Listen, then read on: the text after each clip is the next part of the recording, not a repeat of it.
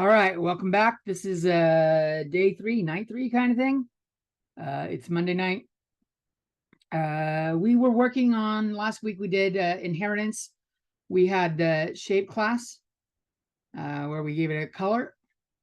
We had the constructor for shape and a get and set method.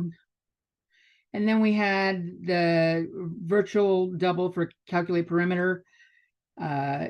Virtual says that they can make a method in the inherited class, or the class that inherits this, the derived class, and the equals 0 says that they must. So anything that is derived directly off this one needs to have the calculate perimeter. I kind of like this thing in Visual Studios, where you can close that shit out and make it smaller. We also did a rectangle off of it, and we added length and width with accessor methods for those. We had to do the calculate perimeter, and we had display info.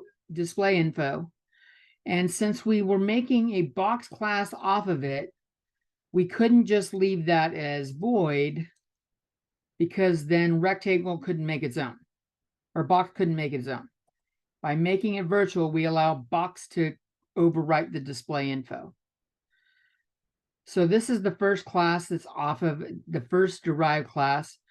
One way that they're called derived classes off the base. And we can also call them concrete classes, because they actually create objects. Whereas the abstract base class can't create objects. In fact, shape is an ADT, which is an abstract data type. So we had a rectangle off of it. Rectangle had to inherit calculate perimeter. And we came up with calculate area off of it. And we had display info. And I'm going to shrink that down, take a look at box real quick. Box we just built off a rectangle, and we added height. And notice this is the second class. This is like if shape is the parent. Ooh, let's do that. I can annotate right on the screen. Let's do this. If we have shape, can you guys see that? Me writing a box on the screen. Let's see. Yes, okay, good. It's going through. So if like shape is like the father figure, we had a rectangle off of this, and then off of that was the box. So this is like the child, and this is almost like a grandchild of shape. So shape is Hefe, he's the boss. Now, notice box does not have a calculate perimeter. So only the first descendant or child or derived class off of a shape has to do it. If there's anything that's built off of it, off of the derived class, it doesn't need to have it unless we make it have it. So like on class rectangle, we could force box to have to do a rectangle also if we said this was virtual and we said equals 0. But that makes rectangle a abstract class, and we don't want to do that. But I will put virtual in there. Well, we don't need it for a box because a perimeter doesn't make much sense for a 3D surface, does it? So we had rectangle and we had box. A couple new ones we didn't have in there, but I copied from the online lecture notes, was a class for circle, which takes in a radius. And we have get and set methods for that. We have calculate perimeter, calculate area. And this one, it's a direct descendant of shape. So it has to have the calculate perimeter. And so does triangle. Triangle is a direct descendant of shape, so it has to have the calculate perimeter. Triangle, we're going to just do side. Let's see. Let's go down and take a look at the arguments of triangle, because are they saying all the sides have to be the same on triangle? They are. So triangle is assuming sides that are the same. So what is that called? An equilateral triangle? Yeah, I think it's an equilateral triangle. All sides are the same length. Lateral is length and equa is equal. So this is assuming an equilateral triangle, which is probably not the best triangle. But we have five, or how many shapes do we got here? We've got a circle, a triangle, a rectangle, and a box. And so we come down in the domain, we take a look at it. We did these before in class. These are ones we did. We can make a circle, calling it, I went with my circ. The lecture notes had them with the color going first. We were doing them with the color at the end, so we can see which ones were ours and which ones are theirs. And if we run it, we'll see what we get. We'll see how it looks.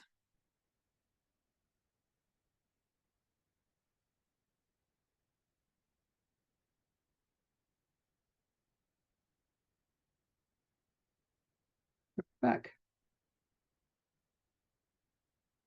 Build started.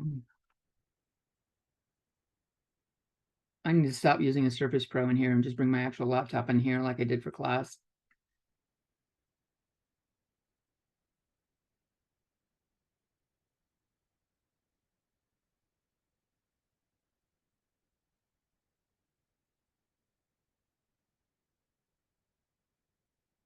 There we go.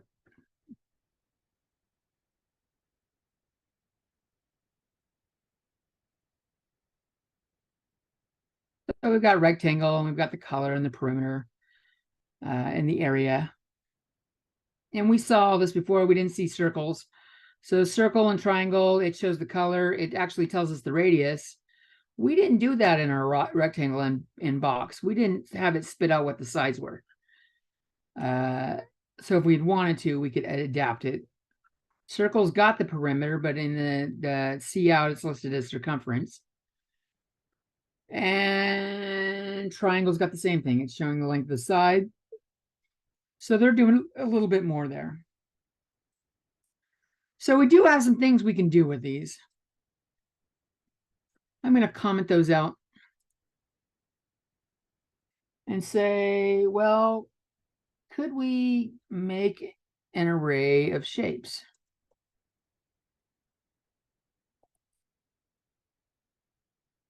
No, we can't. Shape is a base class, and we cannot build off the shape class, but if I make it a pointer, the array doesn't have a problem anymore. Anyone know why? Without the pointer, it gives us hell.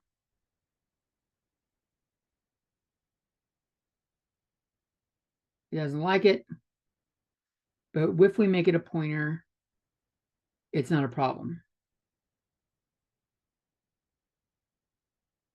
Why would it allow the pointer version? Any ideas?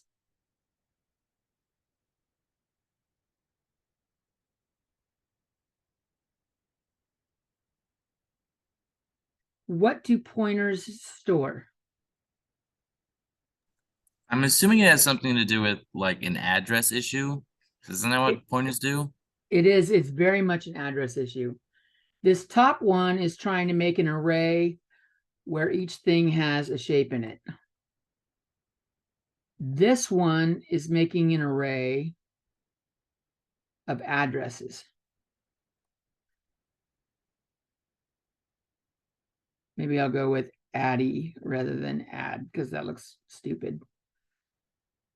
So it's making addresses. So it can store addresses.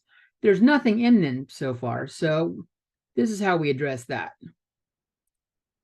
So let's comment out that. We'll even make notes since we're going to post this. These don't work.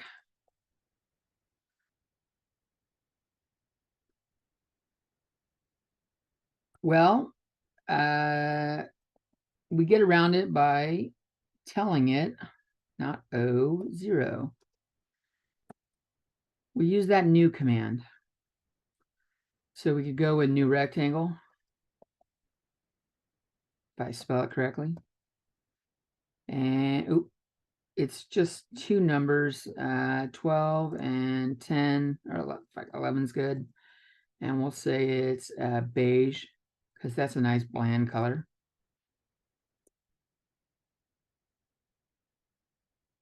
And we can make one that's a circle.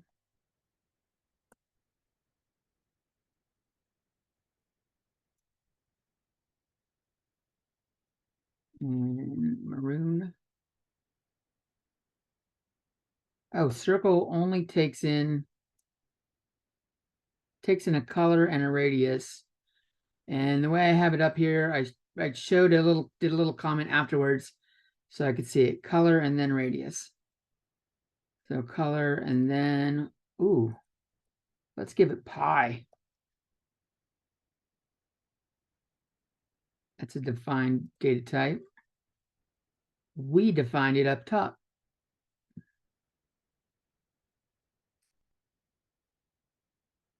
And we could do one more. We go to new triangle. And magenta. We already got an M. Caramel. And we'll go with 10. 10.1.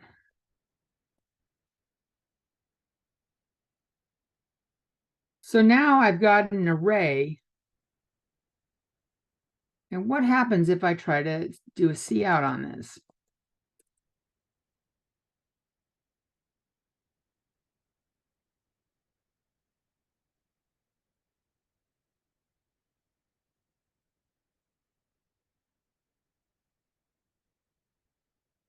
Well, if I try to go directly to array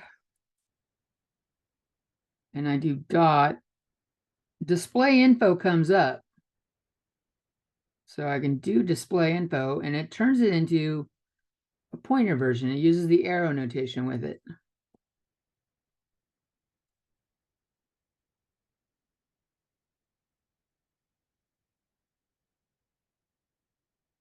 I guess we don't need so many end to L's.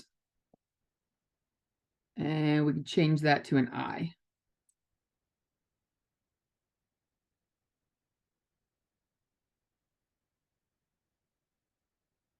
Another way we could have done it is by dereferencing. And then it would take the display info just fine and not do that pointer version. But we don't need it to show twice. So I'm going to comment out one of them. And check this out. This is an array of pointers for shapes.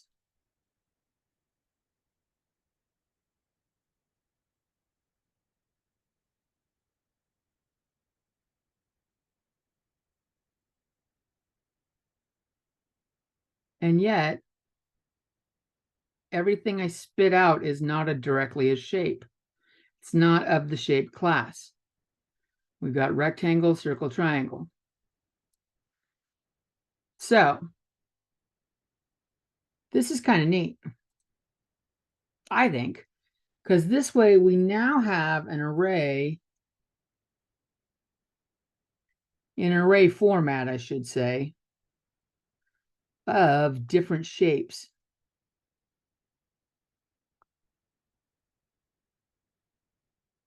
The key is that array is just addresses.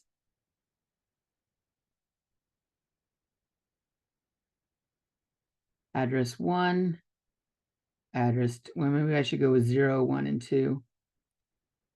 And address 2.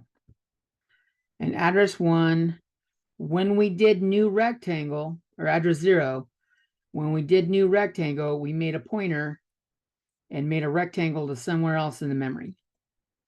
And when we did array 1, new, we created a circle somewhere else in memory. That should be circle. And when we did array 2, we created a triangle.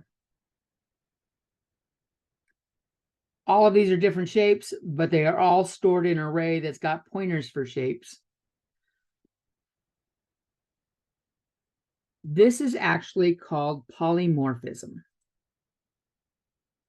Let me clear that out, and we're going to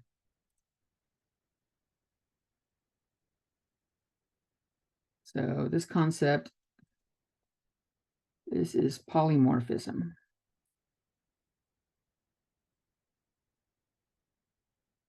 So poly means many, and morph means shape. So this is the act of making, it just so happens the class we have here is a shape, but that's just coincidence. If we had a person as the base class, the abstract class, and then we built some derived classes off of it, where each derived class had like a profession, like if we made an engineer child, mechanic child, a beautician, it's still called polymorphism when we are accessing different data types with different functions at the same time. So polymorphism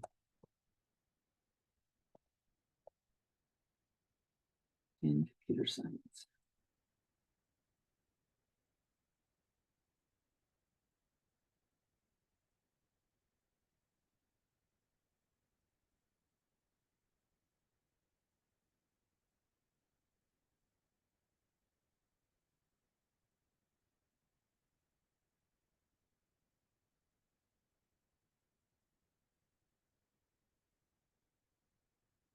Not bad. I think I like the Google one, shows what it shows quicker right away. So polymorphism is one of the core concepts. Let's see if I can enlarge it.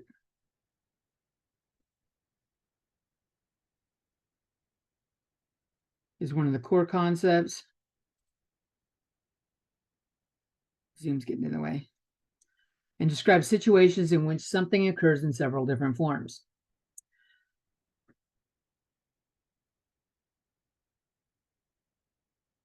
Several different forms.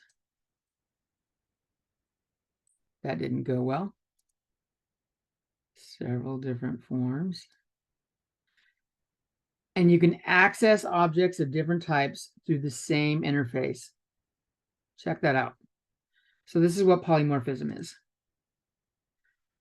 It is pretty cool, right? We were just doing pointers for shapes, and we were able to store different shit in it by just storing addresses to the different shit, and they're all connected to it. I think it's really cool. Yeah, it's like a multi-tool, right? Exactly. Array isn't really the best route to go because we're supposed to do deletes with these, and deleting these is a pain in the ass. It really is. I was tinkering around with it. Like one way of doing deletes with arrays is you can do delete array, but the array isn't what's new. And you do, I'm sorry, do delete like that. And if I try to run that, I believe that's going to get all pissy.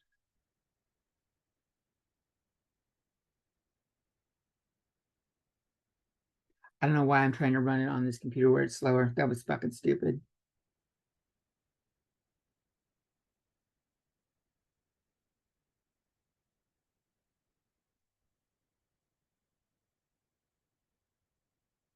It got pissed about something.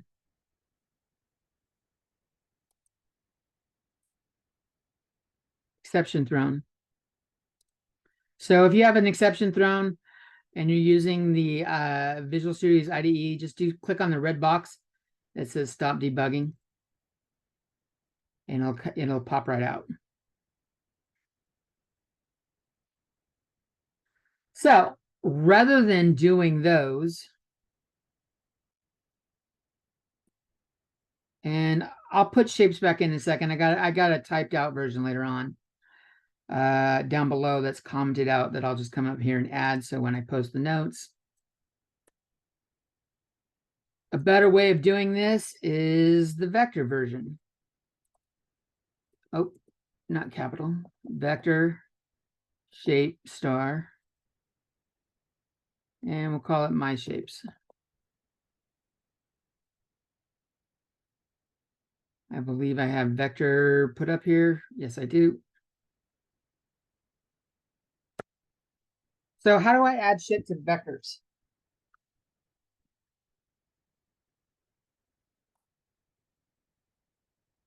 Anyone remember? Isn't it dot pushback? Dot pushback. Very good. So we still need to do that new thing. So we can do new circle.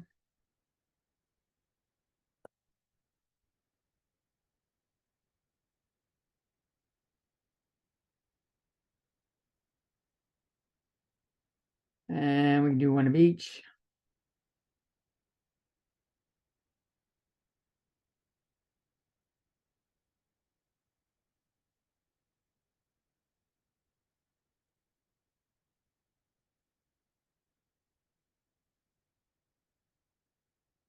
They're set up as doubles, but why make my work longer typing if I don't really need to? We had rectangles.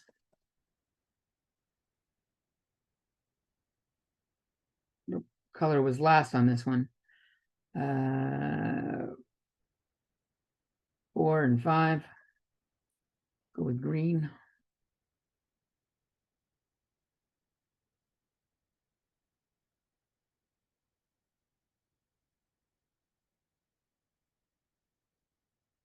Oops.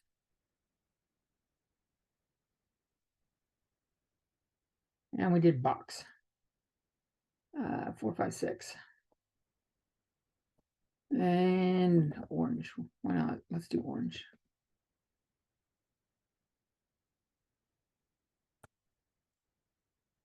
And now when we go through it, I equals 0. I less than my shapes dot size. Oops. I plus plus.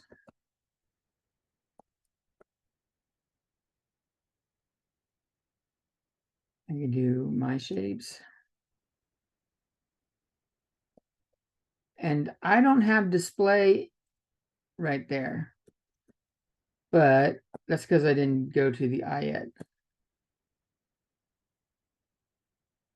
So I can do display. And notice it's only giving me ones for, oh, it's got all of them listed.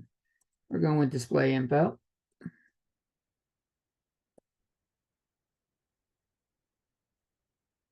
And then we need to see out.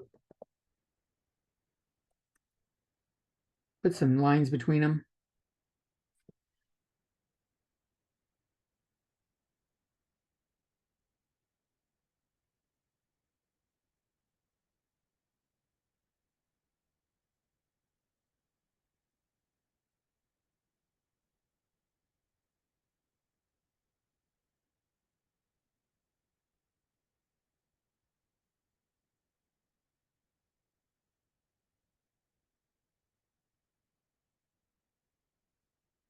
And we've got our 4 boxes, or our 4 different shapes. So this is another form of polymorphism. We're doing it with vectors here. This is a little nicer. There's another way to do this one with my shapes. If you do my shapes bracket I, you go dot at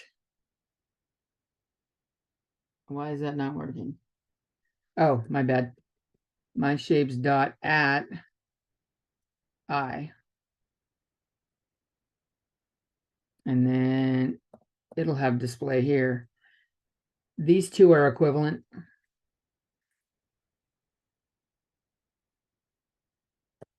But those both do the same thing. So you can either use the array format notation with the brackets or the vector version with the dot at I. Let's kick it up a notch. Command you probably haven't seen. Let's see, make sure I get this right. I want to do my shapes, bracket I, and I think it's name.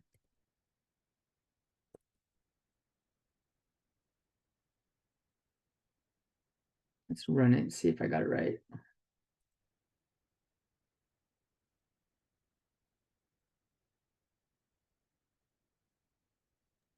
So does the arrow syntax from like my shapes bracket I to display info that dereferences it for us, or do you not need to dereference it? That did dereference it for us. Notice I Okay, do not have an asterisk there. It right. did not do what I thought it was going to do. Shit. Let me scroll down and grab the notation for type ID. I got a bunch at the bottom. Where's type ID? Oh, I got to see out it. Fuck. Duh.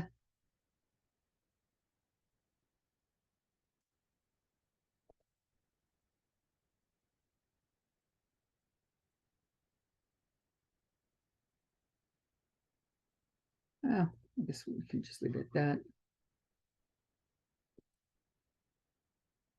So it's actually not dereferencing. What it's doing is it's pointing at the content and saying, go get that shit.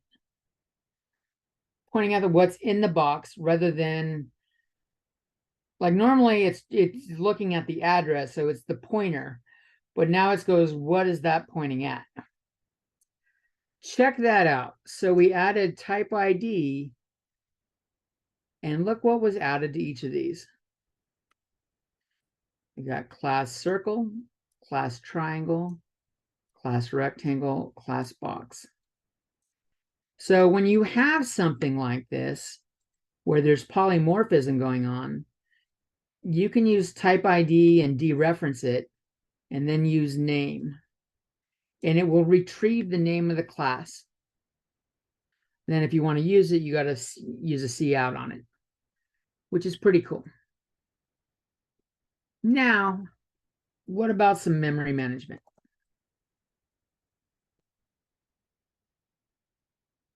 So let's just be smart. Let's copy this. And I'll delete what we don't. Oh, maybe I'll use the top one.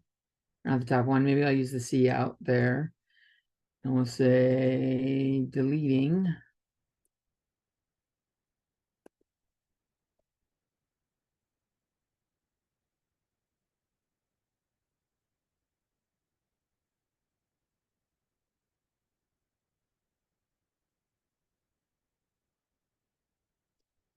Now there's two ways we can do this. We can go start at the back and work forward.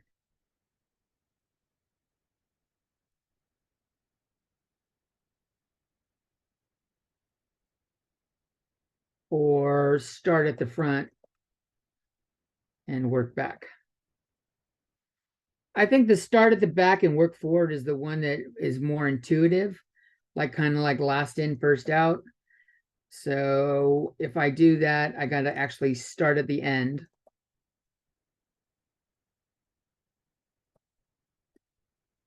-1. I greater than or equal to 0. And I minus minus. I'm going to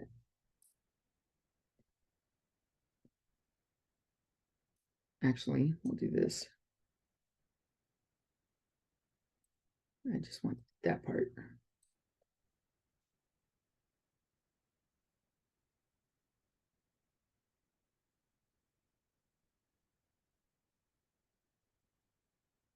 deleting type ID.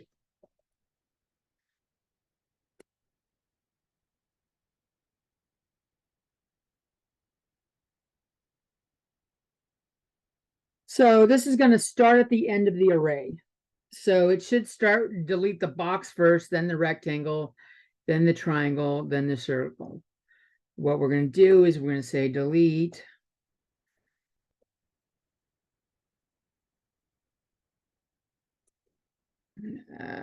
Do I need to dereference it? Rather than toying with it, let's just come down and look. Oh, delete my shapes back. Yeah, that's the short one. Where are we? There we are. So my shapes dot back will grab the one at the end. So what's going on here? Let me just draw a picture.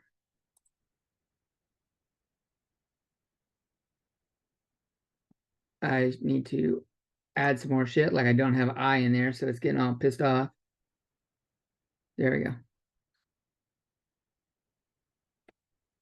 In fact, I probably don't need I can just do dot back.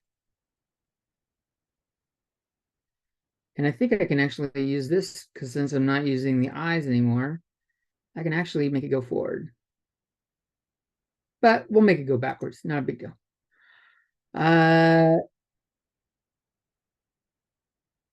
So what's going on here? Shit. Scrolled on me. Let me do the annotate again. So right now we have this vector that's got 4 addresses in it, A1, A2, A3, A4. And this is like pointing to a circle. That one is pointing to a triangle. This one is pointing to a rectangle. And this one is pointing to a box. So we either count down or we count up. Both of these 4 things are going to work. This line right here is just telling the people, the users, what's being deleted. Delete my shapes dot back. What this does is it comes in and says, all right, I'm going to erase that. The first loop through, it erases it.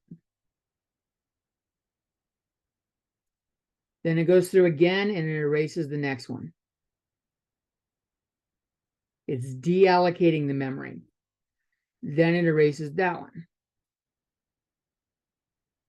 Then on the final iteration or loop through, it erases that one. We still have the vector of addresses though. So what we do to make sure we get rid of the addresses, not delete, we say my shapes dot pop back. And once it's gone through, it'll get rid of all the shapes. So I'm going to comment that out real quick. And does that make sense?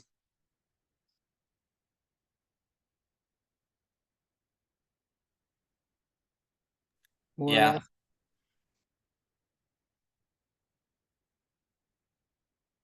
Yeah, so this one is only deleting the shapes. And we already did that part, so I'm going to erase that. And then when we're going through the loop, when we do pop back here, draw. When we do the pop back one, the first run through, what it does is it deletes, oh shit.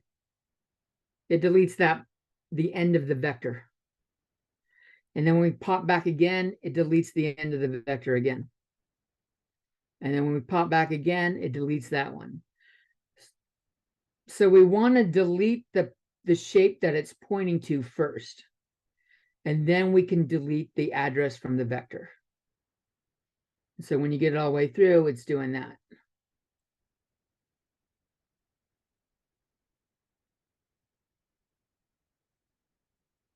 And that hopefully runs through without a hitch.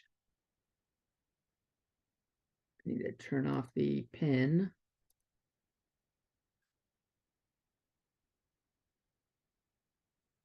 And we had circle, triangle, rectangle, box in that order.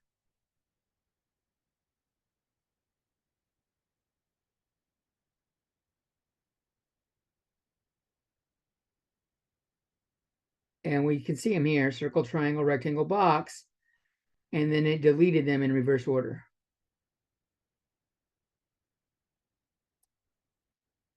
Okay. So Quick question. If you did pop back before dot back, would it just not run? let's check it out. Because in my mind, if you're deleting the address which contains the shape, I don't see why you would need to delete the shape. The problem is it's hogging up your memory. This idea, deleting the address doesn't clear the memory. It's actually eating up memory. So like in this case, when you're done with the program, it doesn't matter because then it's all considered free memory again. Right. But if you're in a big program that's going to keep running for a while, Oh yeah. it stays allocated. And I think it's actually going to cause a problem because if we do the pop, what's going to happen? Let's reason out what happens if we've got pop back first. So let's do our 4 again. 2, 3, 4. And we got our circle, our triangle, our rectangle, and our box. So if we do pop back first, what's going on is it is going to take that off the vector. And when I do delete my shapes dot back, this is the new back. So it's going to delete that one from memory. And that's the first loop. That'll be loop 1. Loop 2, it will pop that one off. So that'll be gone. And then this is the new back, or 2 is the new back. It's pointing at that. So when we delete there, it's going to kill that one. So as we go through, it's going to get down to here. It might cause a problem when we get here, because when we say delete my shapes back, there it's going to be like WTF. Plus, we'll still have a free or some memory over here allocated. So I think it's going to cause a problem simply because of this one right here. I think that's what's going to cause a problem. But let's take a look at it. The good thing about this stuff is you can always run it and like experiment. This has got like fast acting experiments. We can learn shit as we go.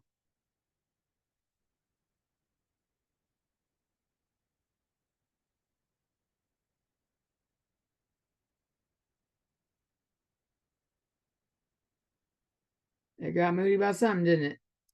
It stopped at box.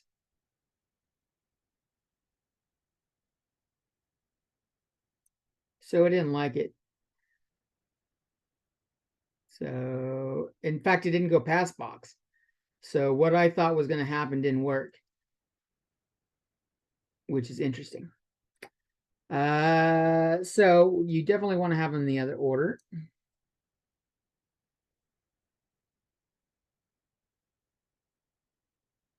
But check this out. This is kind of neat too. Oops.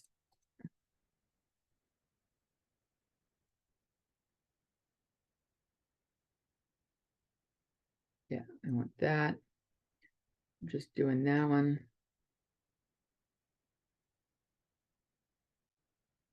Instead of deleting from the back, we can delete from the front.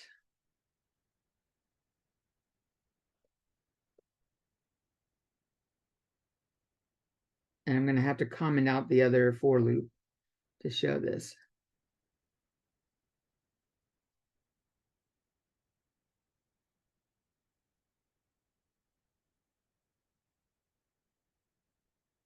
The fuck?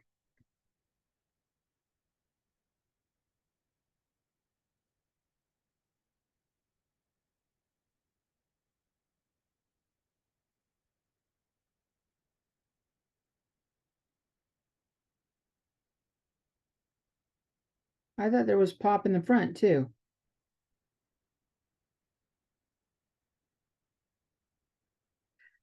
Maybe there isn't. So we can't pop front,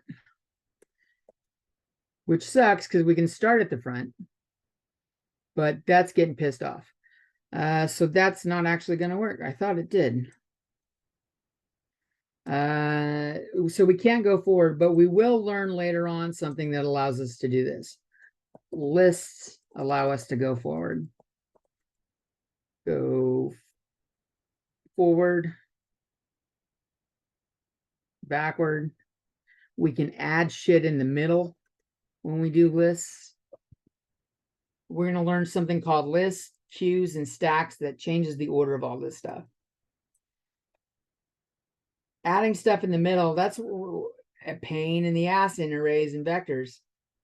You kind of have to like create a new mini vector and grab everything up until a certain point and then start popping stuff or pushing stuff into a new vector after you've added that thing into the middle. Pain in the ass. That's not working the way I want it to, though. Is there any questions about this stuff?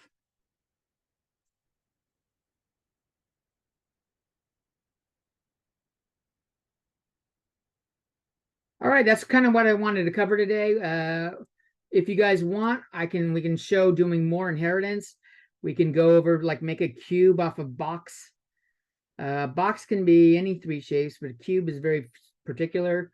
We could build a sphere off of the circle. We could build a pyramid off the triangle, or we could just let you run with it and work on homework. If you've got questions, if you've got stuff you want to show me, you can show me what you've been working on to ask questions. What we do from here on is in your guys' lap. What do you guys want to do? Oh, templates. Yeah, I did tell you, Ainsley, that we would talk more about templates. Okay. So let me click save. There's nothing in these that we would templatize. So I am going to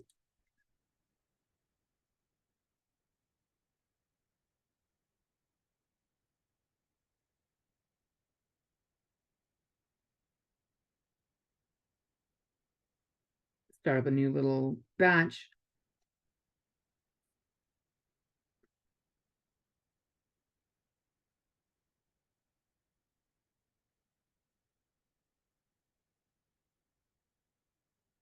Let's see. Lecture hall. Let's do.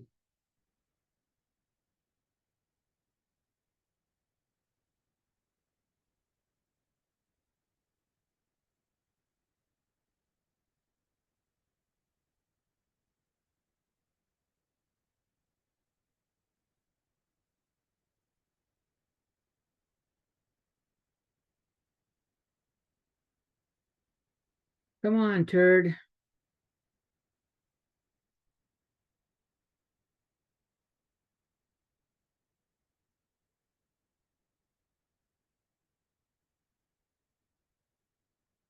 What was that?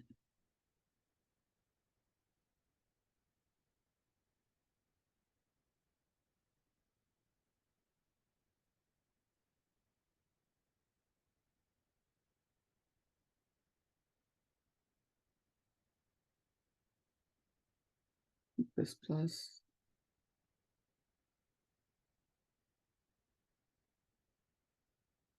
All right, David Jones.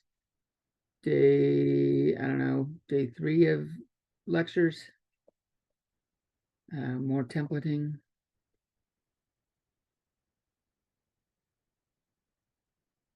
CSCI 2. 08/28/2023.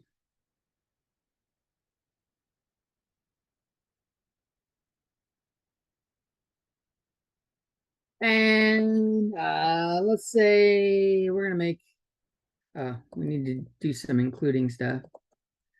Let's include the IO stream just in case we decide to prompt from the user. See how it always helps. we're going to include string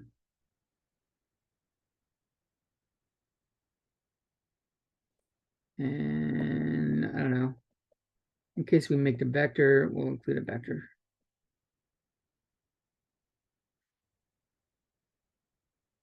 Int main void.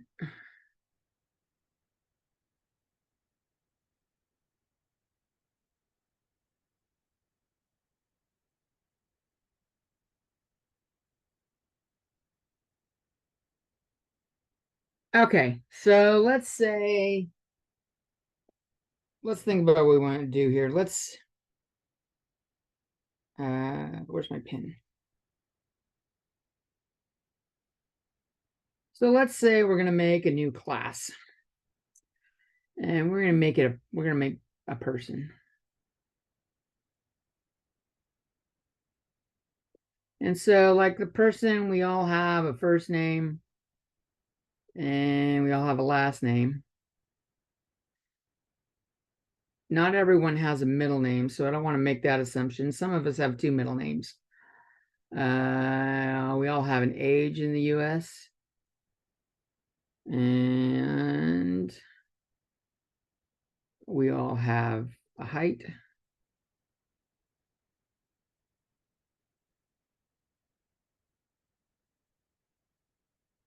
Oh, what is something we would templatize here, though?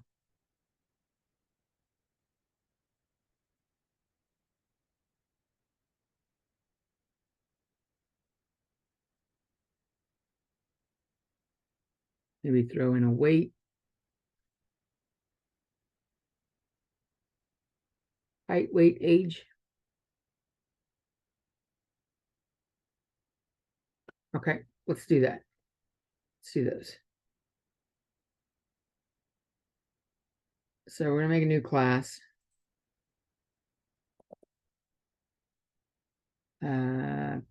Person.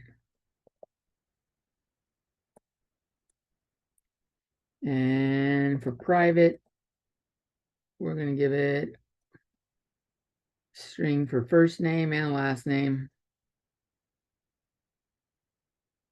And let's say we're doing ints for weight, height, and age.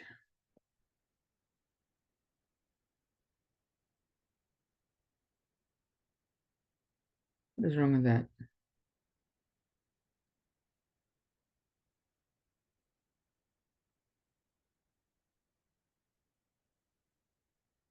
What the fuck is going on?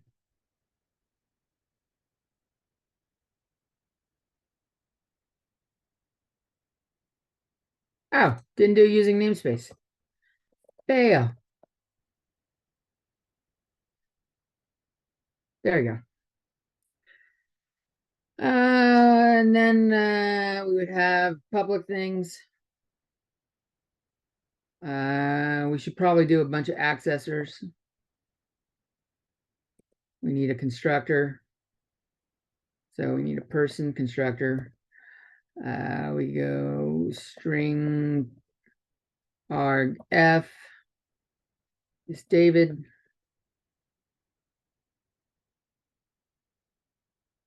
String arg last is Jones.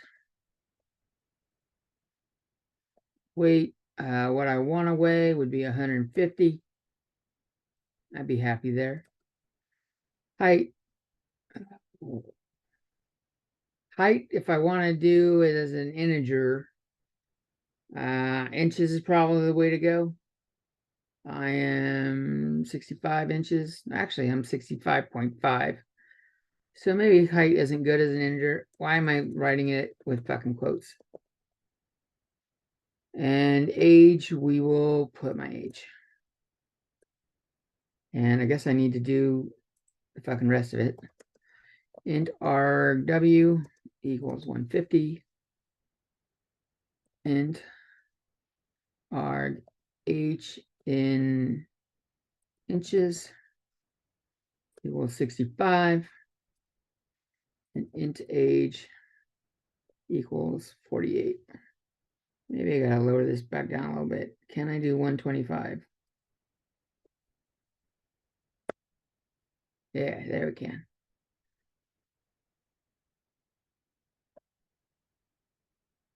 I don't know if that helped. Yeah, we're still on the screen. Okay. But we just got done saying that maybe using in an integer for height isn't that good. May not be that good for weight. Some people might put it as that. Some people may not. So like if people are entering their own shit, we want to kind of be able to give them the liberty to do what they want. So maybe we should templatize this. So here we're going to say class T.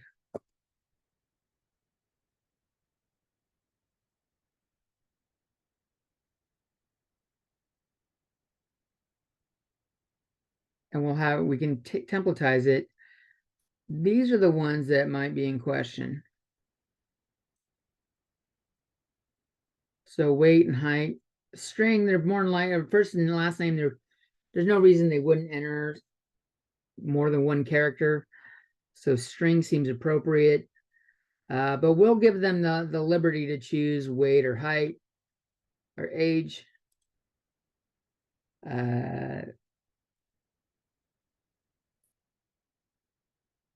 And let's just make a set weight. I'm not going to go through it and do those, but let's talk about how we would use this in the interface, in the main.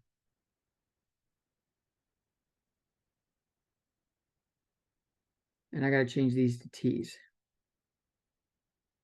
So I think you guys have an assignment with a person, so I think doing it for you may not be a good thing.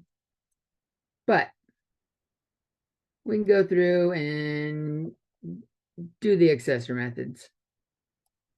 So maybe I'll put that down here. We got one for weight and do them all. When we get down into the main, what do? We can make a person. Person, my person.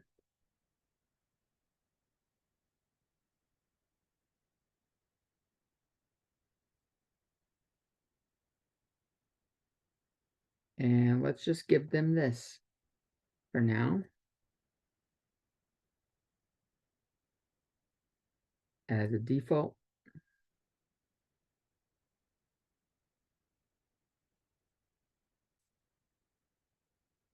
Actually, I don't need to. What I do need to do is go down and do this down below.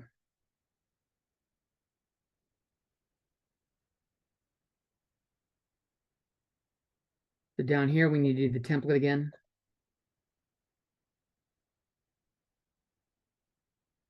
And we've got person, scope resolution operator, person, string argf,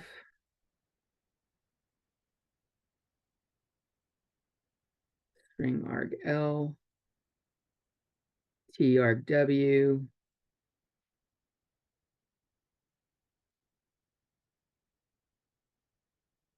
and th.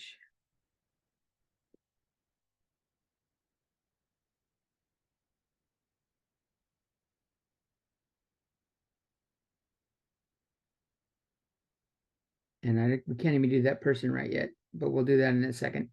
We need to fill in what this stuff does real quick.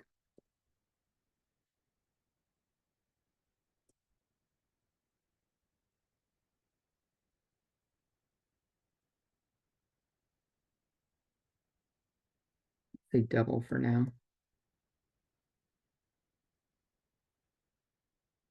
So first equals argf. Last equals argl. Just a basic constructor we need in there. Weight equals argw.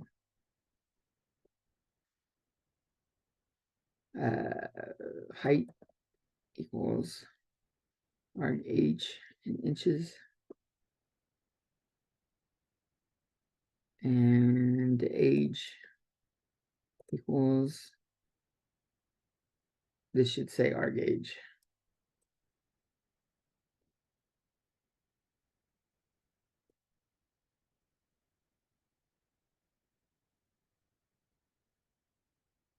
All right, so we got a basic constructor set up. We don't have anything else up there.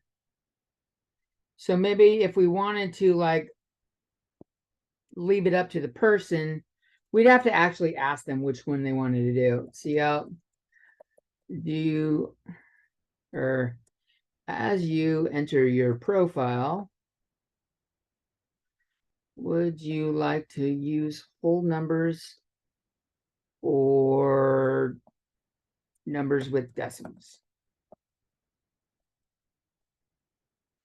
Now we call them integers and doubles, but we know people don't.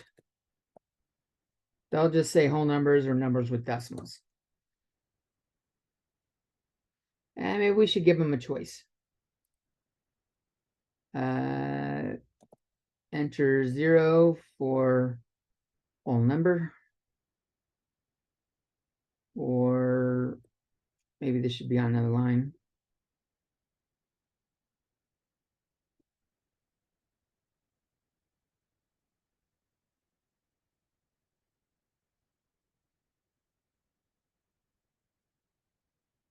Enter 0 for whole numbers, or 1 for decimal numbers.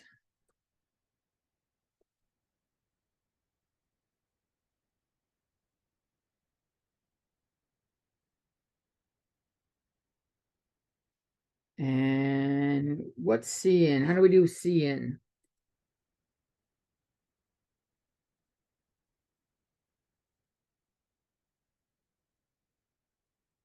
Oh my God, it has been a while since I've done C in. That's fucking funny. I am brain farting on C in. Don't you have to put the other brackets or the other sign? Oh yeah, insertion operator. Yeah, there you go. That's what it's called. This is called the extraction operator. This is the insertion operator. Uh, And then don't you need a variable name for what it's user taking in? input. Say that again. Don't you need a don't you need a variable for like to see in something? Sounds like I do, right? So maybe we need something here. So let's call it int selection variable. What do you mean I hate user input, Ainsley? What the hell's that all about?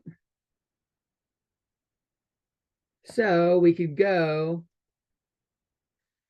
if selection variable equals 0,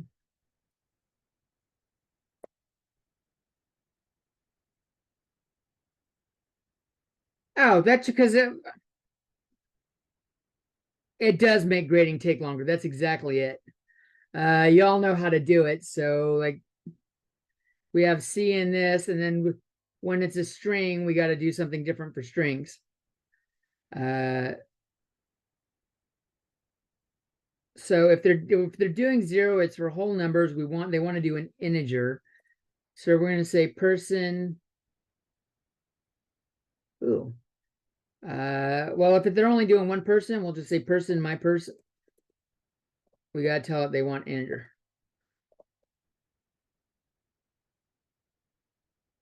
And now we can start doing what's your first name?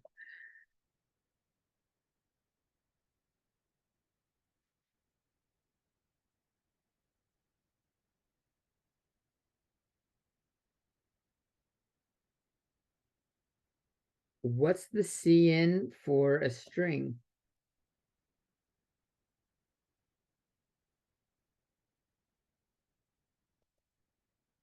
Get line something, right? The get line.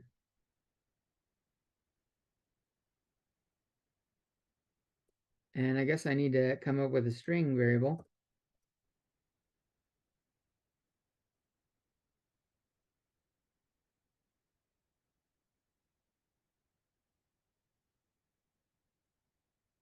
And age.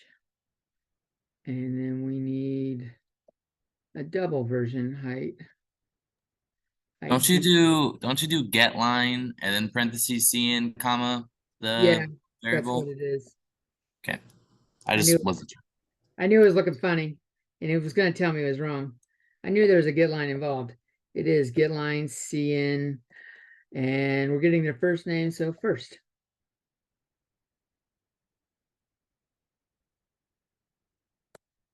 And we could go through this and ask all the other prompts. And since they used integer, well, for this one, the top one, we just say my person dot first or set first when you have it. And then we pass the first name. But that requires you to have the accessor methods in. But the template part here, oh, and then we have an else. And we have the same shit, but this is going to say double.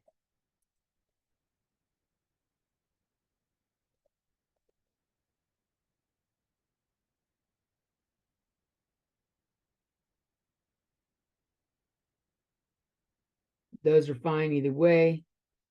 Just when you get to the all the rest, you would use the double version for these rather than the integer version. And do each of these one at a time. My person set first, my person set last, my person set wait. But this allows us to, without making a class for both integers and then doubles, we just have the person class and we can change up which one they use. And this is being made at runtime because we're asking the user for their part.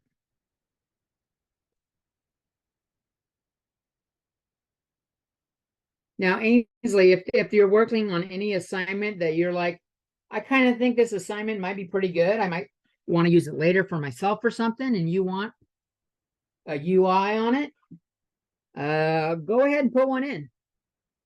You know, most students aren't going to do the extra work for it. When I say no UI, it makes it like easier in some sense. But if it's right, but also like if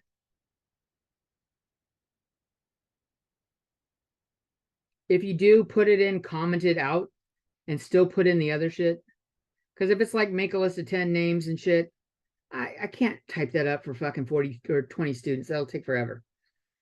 You know what I mean? So having some things pre-run where when the UI is quick, that's fine. Later in this kind of level, generally the UI isn't quick.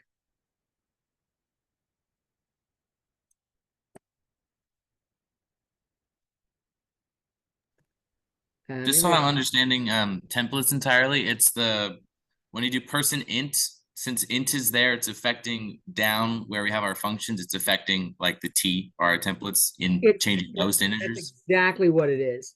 Okay. So when we have our T up here, we got class T. When you look at the way we set, when we set everything up, we got to say person parentheses T, and this T is matching these T's. So when we say person int, what it's saying is fill in these T's over here. Maybe I should use my marker. So this T right here is saying make, if I choose int here, then it says let's make those all integers. If I choose to say let's make that a double, then instead it's going to run these as all doubles. So it has the ability to choose how it wants. Now, if there's ones where like you think they might do just a single letter, like if they just want to do their initials, you could give them the option of that. And if you did, you would want to let's see, let's go with light blue. Like if you wanted maybe initials or names and wanted to prompt them for that, then we would need class TI1, class TI2. And then this would say TI1, TI2. And we could make these are T1s and these are T2s. And we could choose to set, do we want T2 to be a string or a char? Now, you could have chars entered into a string and it's not going to cause a problem. So you could say, fuck it, we're just going to keep strings the whole way. But if you're like letting them use initials or a full name, and you're going to be having a big database of shit, chars take up less space in the memory. So like opting for the char version might save you some memory. And that might be the only reason I could think of using like string or char there. But int double isn't the only options here. Like for programmers, we could do float. There's a bunch of shit we could do here. We could do long int, which stores more. We can make a larger integer because integers are capped at a certain size. Integers are 4 bytes, 32 bits. Or is it 1 byte? Long makes it bigger, and then long int makes it even bigger. I think long int is 64-bit. I think long int is 32-bit. And I think regular int is 16-bit or 2 bytes. Because 1 byte equals 8 bits.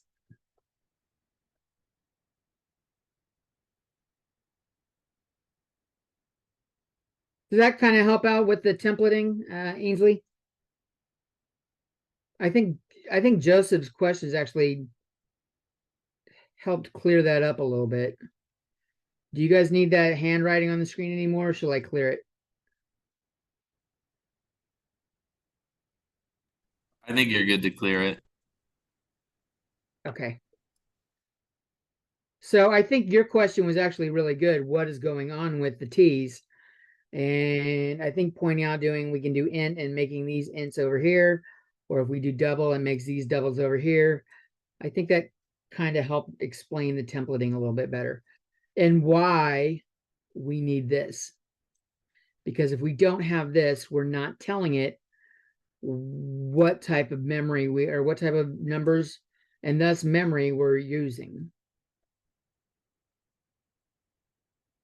And if I were to use it in a program with persons, the only reason I could think to choose between integer and double, where I would have a selection like this, is if I was actually asking the person.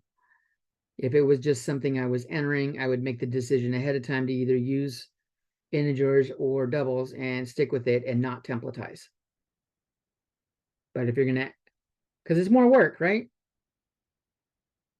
Because we have to do this on every single thing that fucking follows. Like person get height void, if I can spell it, return height. And this has got to be returning a T.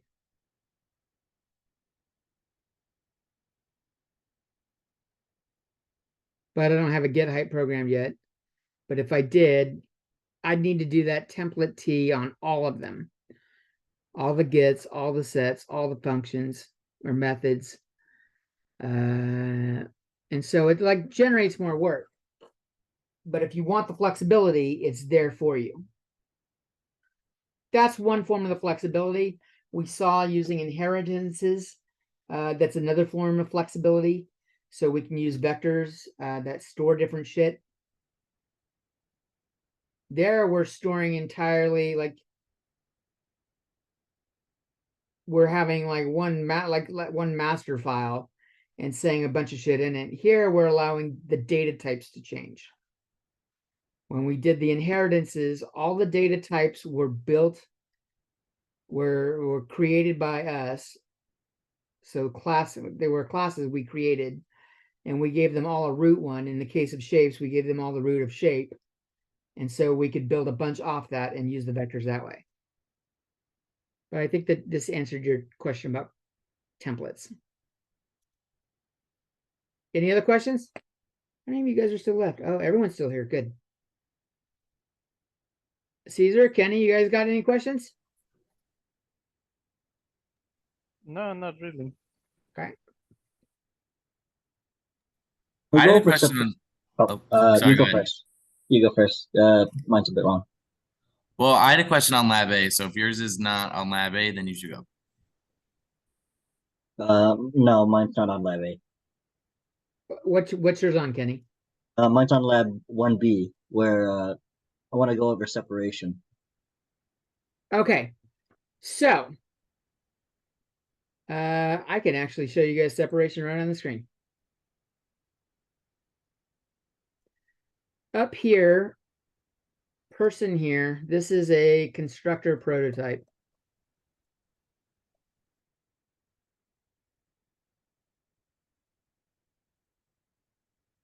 The implementation of that constructor is down here. So down here, this is the implementation of it, of the constructor. Now, I don't need all of this if up top I do this. I could comment all of that out if up here I just said, and put that shit in there and got rid of the defaults kind of thing. I got too many. Oh no, it still takes it. So this is not with separation. The way it's on the screen right now, it's not separated.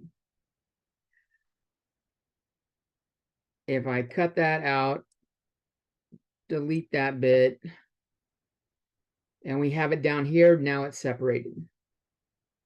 The reason why is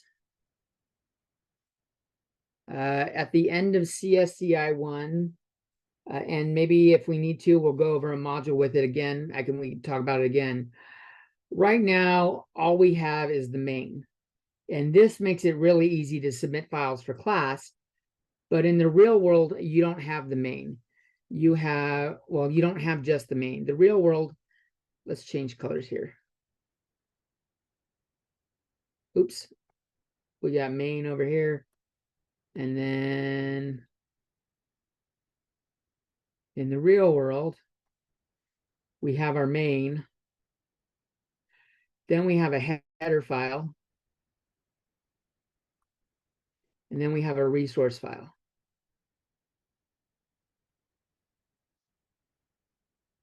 And people will, and all of these are affiliated with your main, but these two exclusively are paired up. So I could come over here and I could have my own main. I could have my own main over here. And I could say include header H. And what it does is it goes and grabs this thing. This thing grabs this thing. But we don't want, sometimes these implementations get really long.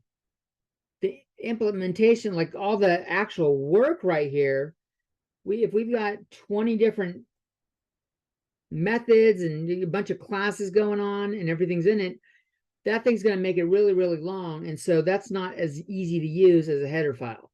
So in the header file, we just put the prototypes. And that's what we share with other people in our team. We share the header, and what they get with the header is just this shit. This is what we would put in the header.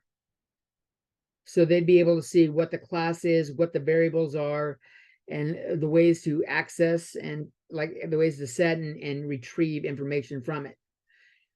They don't always need to know the bells and whistles. They don't need to know the form. Like if we had a pyramid class in here built off triangle, built off shape, they don't need to know the formula for calculating the volume of a fucking pyramid. They don't care about that. They don't need all that stuff. And sometimes we may not even want that. If we want to hide shit from them, we don't want them to see it. So they won't see the resource file. They'll just see the header file. So separating them is making it so we could effectively, I could take this right here and I could just cut it out and put it into a header file. And down here, I could take everything out here and put it into a resource file. And in the header file, you tell it to grab stuff from the resource file. You give it the name of the resource file. So that's the idea of supplementation or separation. The idea is to get you used to doing it the way you would do it if you were doing it at a job. You would not have one big main project where you're the only one working on it. Does that make sense? Yes, it does. Does that work for everyone? I know Ainsley was asking about separation. Oh, she said yes also. That's a really good question. And I hope everyone liked that answer. Let's see. I will clear that shit off the screen. And if I need to, near the end of the semester, I will grab that module from CSCI 1 and put it in here. What's currently set at the end, or maybe I'll put it in here as something that just like I'll put it in so you know how to do it and why we're doing it, but I won't make any assignments on it. What we are going to have at the end, though, is something pretty fucking cool. Right now, all we've ever written to is the screen, right? All COUTs have gone to the screen. Well, that's not realistic. So in module 8, we explore file IO. Loading a previous database, adding shit to it, and then exporting the updated version. Yeah, that's what you're looking for, right? We're going to do that in module 8. We got to know how to use lists and queues and stacks and how recursion works and all that. We got some good stuff this semester coming.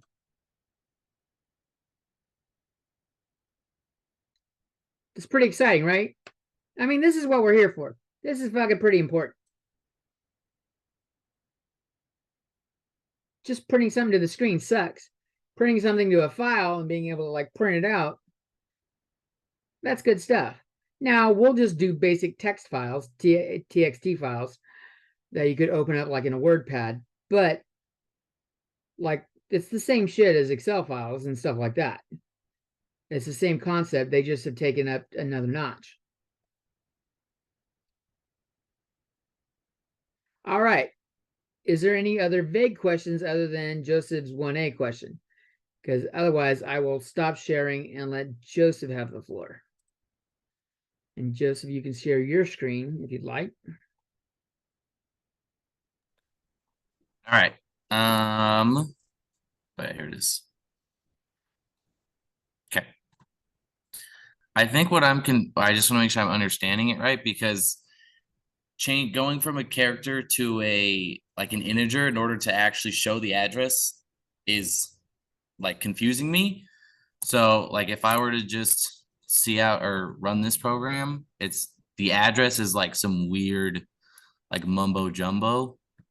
It's in hexadecimal. Right, but that's not what you want. I don't think, at least. It worked unless I specifically, let me go look at what I said. It's been a while. Let's see. I don't remember. I'm going over there right now. Module 1A.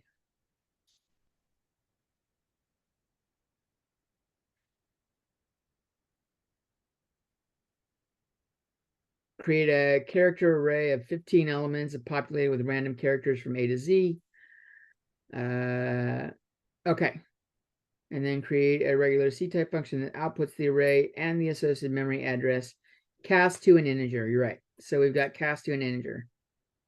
I didn't know how to do that, so I kind of just been snooping down on like a bunch of like on the C++ website and stuff, and found that this works. If I were to do that for both of these, I don't understand why that works. That The isn't, parentheses are doing very little. It's the star is basically going off the ampersand. So we were going to do more with this in a little bit. You should have just been able to. because I might just be overthinking it. Where is my marker? Let's see, up top. Oh, shit. Share your screen. Oh, wait, that was me. I'm still in. You still have a shared screen. I just changed from full screen. So you should be able to do something like int and then ampersand arg_i.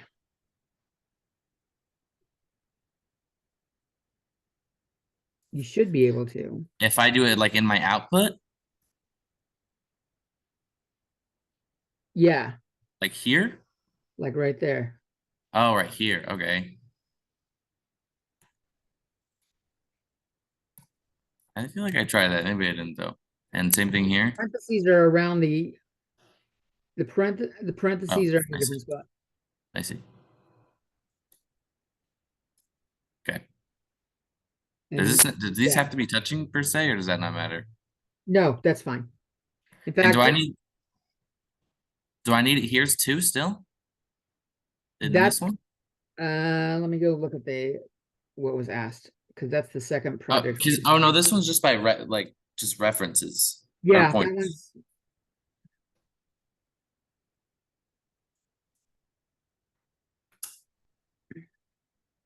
I don't know. This one's just weird for me to wrap my head around. so this one right here. This is giving you this bit right here is the hexadecimal part.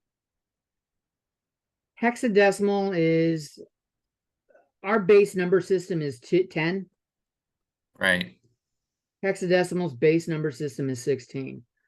So they have our 10 digits and then they use A through F. 10 digits and then A through F.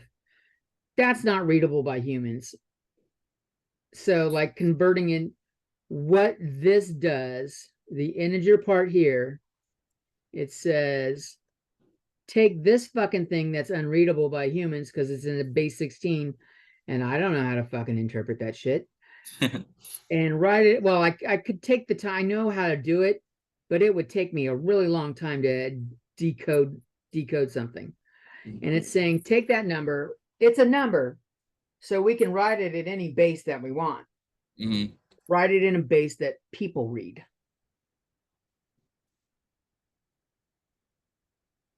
Okay. That's what it's doing. That makes sense.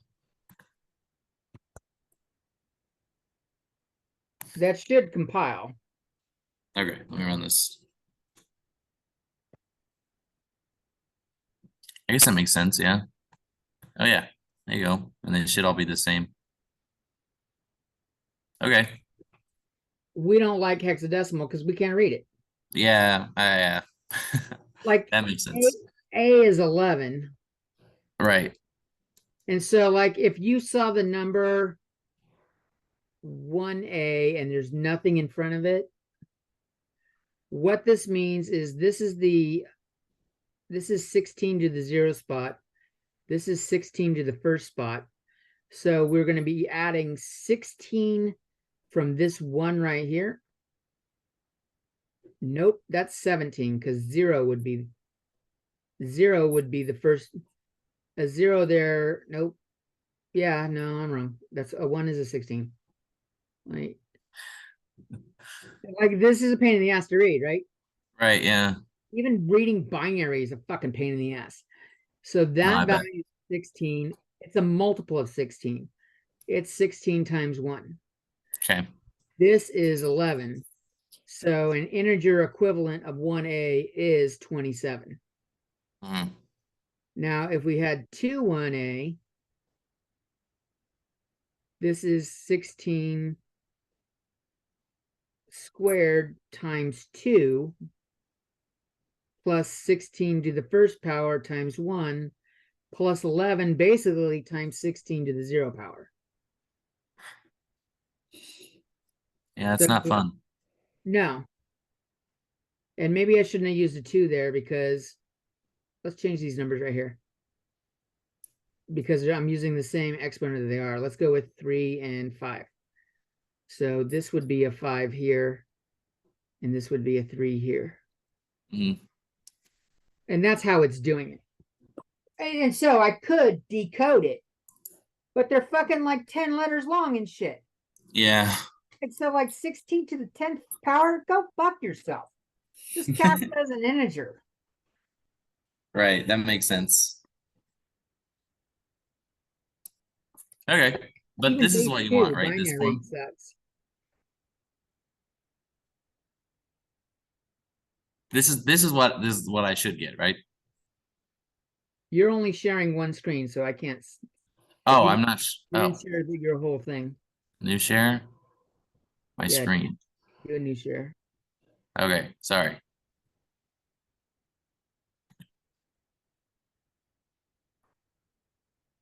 This is fine. Oh, why are they all negatives now? That's Yeah, weird. that's fine. It Okay. shows some addresses as negatives. Okay. Because before, I guess I can just show it. It looked like this. Just a bunch of garbage. Yeah, it was all heck. Oh my, it was even more worse than hexadecimal. Yeah. But I see the A thing you were talking about. I just don't understand any of No, it. that is not doing hexadecimal. That is pulling the damn letters directly from your list. Like Oh, look it at is. 6. So Yeah. I don't know what all the shit is in the middle, but it's yeah, that is not it. What other way was it? Well, now I know.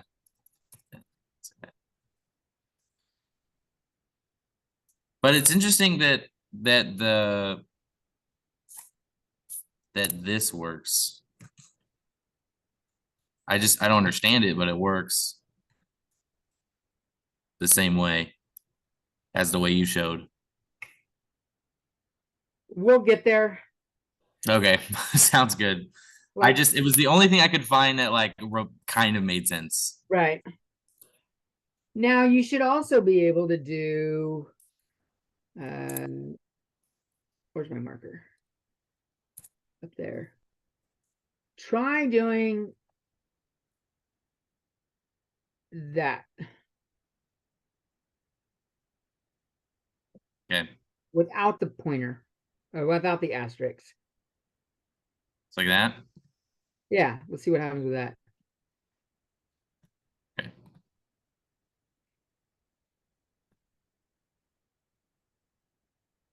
That worked too. Interesting. Parentheses has got to be somewhere. Yeah. Huh. I'm surprised I didn't have to put the asterisk or dereference it Well, the on the integer ampersand next. dereferences. That's a dereference.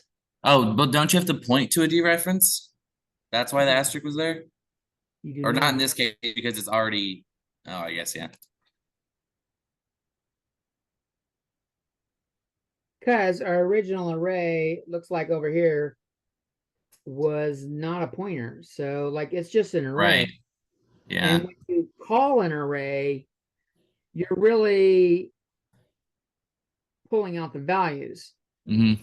Want the address of that, the ampersand gives us the address. Mm-hmm.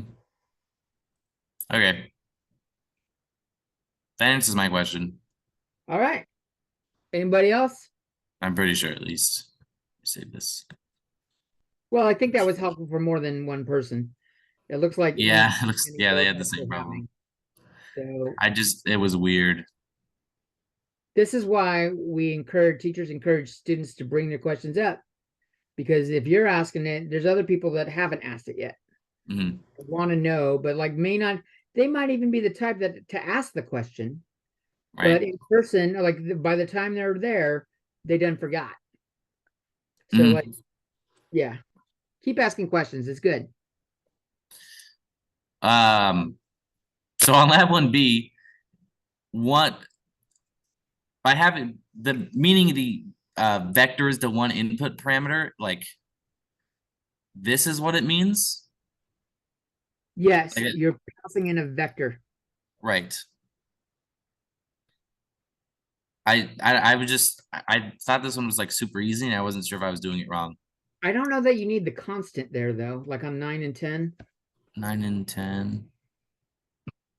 You got I don't think it worked. It worked when I didn't, because I was looking at my previous work and they had them, or maybe they didn't. Maybe I'm crazy. like I what it's swear I at, didn't the look constant earlier. makes it so no one can fuck with it. There's no way to Right. change the values. Okay. Because I was looking back on the exam 2 from CSCI 1 where we had to do vectors, and I think I had done that because I just needed a refresher on vectors. So I kind of just copied on my previous work. But Yeah, yeah, well, I don't see why I it needed it. also depends on how you set those up. Like if you Right. get something in your thing where it changed, no, you just got C outs. So Hmm. got rid of the constants, it should still work. Right. I don't see why I wouldn't. It prevents changing the values. Mhm. Cool. There you go. All right. Well, I'm good then. That's all I got. All right. So like worth seeing or pointing out to you guys, especially for people that might watch this later. Let me share. As a reminder, there is something going on from 1 to 2 at the Mesa Center. Oh yeah. Near the Mesa Center. It's on breast cancer research. Special event. I'm going to be in the Mesa Center from 2 to 3 helping students. And then 1 to 2, this is worth checking out. Even if you're a guy, guys can still get breast cancer. They don't get ovarian cancer, obviously, but you can get breast cancer. But generally, everybody in their life has someone that they know and care about affected by this. So it's kind of like going to be important to everybody at some point in their life, even to you young whippersnappers. If you don't have anyone in your life that so far has had breast cancer, it more than likely will. And so like it should be an interesting chat. It's also kind of nice to see how you can apply for summer research at Yale. That should be fun. Uh, just bring it up in case you guys are done an hour or two early. Because if you're there 2 to 3, you can come ask more questions in the Mesa Center for any more homework you've done. Other than that, oh, there's a chat. Other than that, as Ainsley said, thank you and have a good night. She stole my goddamn line. Why you gotta do that, Ainsley? One very question on Lab 1C. Okay. You wanna share your screen if you'd like? No, I'm just asking about the names for the Oh, templates. just Like, the which name. one are we using? Let me Is go look at the module real quick. okay.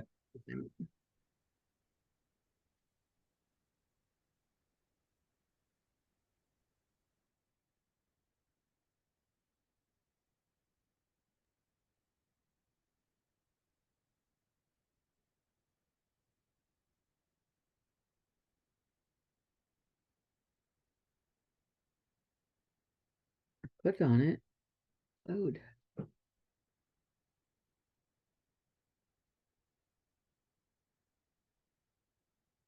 All right. So what is your question? Okay, so I see that on part A you said that you should call these templates return minimum and return maximum, but you also give us the function prototypes that also have different names. So which one are we using? Return minimum and return maximum. Oh, okay. All right, that's good. Yeah, I did change the name of it, didn't I? Yeah. I could see the confusion.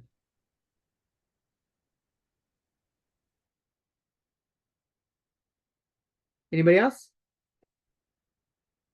I have a quick question. I was looking, it's ahead, but on lab 1G, it talks about using a US citizen class design. Are you gonna give us that, or because it makes it seem like we already have it. Okay, so let me go look at it. It's not due for I think another 2 weeks or a week or something. But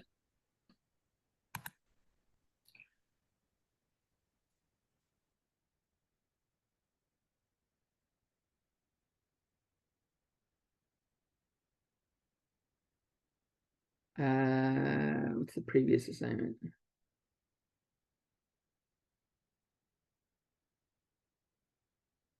Look at that. Nope, you got to design it. So you're going to make a person class just like I was doing today, just with first name, last name, age. I think that is lab 1E, the person assignment.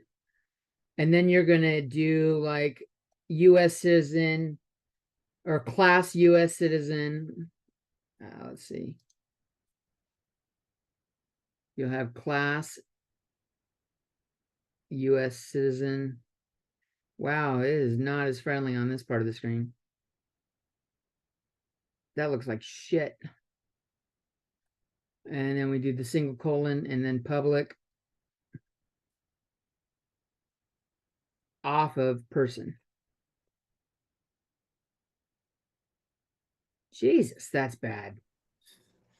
all right, thank you. I looked at lab 1F and it didn't say US. I must have just skipped over the US citizen part, but Yeah. that makes sense now. Giving you a way to practice inheritance. Right. I don't know why I have it called student inheritance. Maybe I need to go and change that shit.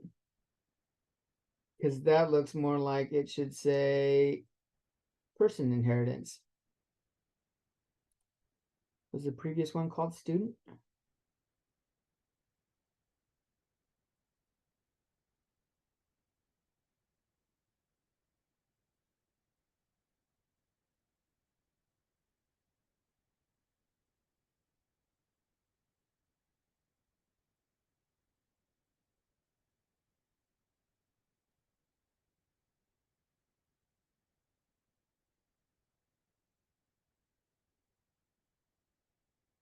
I think that one's just named wrong. I should change the name real quick.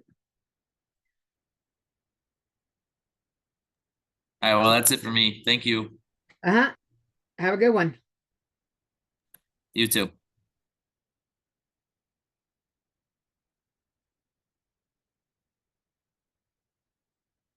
Good night, Kenny. I will stop recording. Good night, Professor. Good night.